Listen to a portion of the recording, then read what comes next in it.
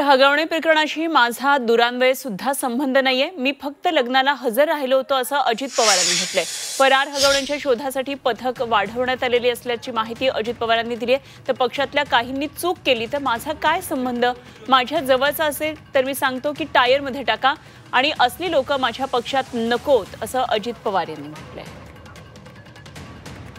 टीका करायची नाही, नाहीतर मग सांगायला गेलो की लगेच कुठलं तरी काहीतरी डोकं चढवतात लावतात। हे तो सीपीचा नोट आली का माझी? यादव यादी काय हळद कुंकू घाल त्याला, मूर्ख झाले। आता तुम्ही घरची लोक आहेत, मी तुम्हाला सांगतो कशी मजा आहे ती बघा। तुम्ही अनेक जण मला बोलवता लग्नाला, अनेक बोलवता का नाही? मी शक्य असेल तेवढं यायचा प्रयत्न करतो। मी तर त्या भागात असेल उशिरा लग्नाच्या वेळेस।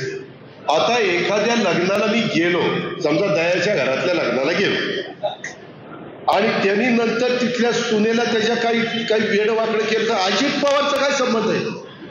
अजित पवारनी दयाला सांगितलं होतं असं कर म्हणून, मला तर काही कळलंच। मी घडल्या सीपी पिंपरी चिंचवडला विचारा, त्याला म्हणलं कुणी का असं ना ऍक्शन घे। आता त्या मुली जी यांनी आत्महत्या केली, तिची सासू आतमध्ये, तिची नणंद आतमध्ये, तिचा नवरा आतमध्ये, सासरा पाहला पळून कुठं जातोय, पळून कुठं। मी आज पण सांगितलंय 3 टीम तरी सोडल्या, 3 नाही 6 टीम सोडा, मुसक्या बांधूनच त्याला आणा म्हणलं। पण ते टीव्हीचे चॅनल अजित पवार, अरे माझा काय संबंध आहे? आम्ही राजकीय क्षेत्रातली लोक उद्या सुनीलच्या घरात लग्न निघाला, किशोराच्या घरात लग्न, प्रेमापोटी बोलत जावं लागतं। जेपी नाही गेलं तरी माणूस रुसते, त्याच्यावर शक्य असेल तेवढं आम्ही करतो ना।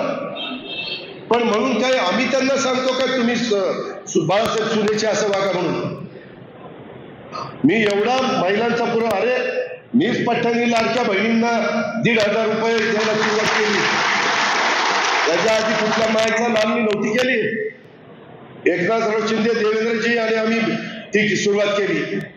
आम्ही प्रत्येक वेळेस आता बचत गटाच्या बद्दल बाकीच्या बद्दल सातत्याने, माझी महिला बाल विकासची मुलगी आमची आदिती तटकरे मंत्री आहे, तिनं चांगला प्रस्ताव आणला तर एका मिनिटात मी मंजूर करतो। आणि खुशाल ते चॅनलवाले अजित पवारांना जाब विचारला पाहिजे। जर अजित पवार तिथं दोषी असेल तर अजित पवारला फासावर लटकवा, जर कुठं त्याचा संबंध असेल तर। पण उगीच माझी बदनामी काही घेणं देणं। मीडियाला अधिकार दिलाय मोकळीकीचा, कुणाची पण नावं घेतायत। आणि उद्या मी लग्नाला गेलो, समजा राजवर्धनच्या घरातलं लग्न आहे आणि राजवर्धन म्हणलं की दादा ही चावी मला माझ्या जावयाला द्यायची, द्या, नाही दिली तर ती बाबा नाराज होत। तरी चावी देताना त्याला विचारलं ही स्वखुशीने देताय का बळजबरीने घेताय? खोटं नाही सांगत, टीव्हीला अजून आहे। मी त्यांना म्हणलं बळजबरीने घेतलं तर मग बघतो याच्याकडे।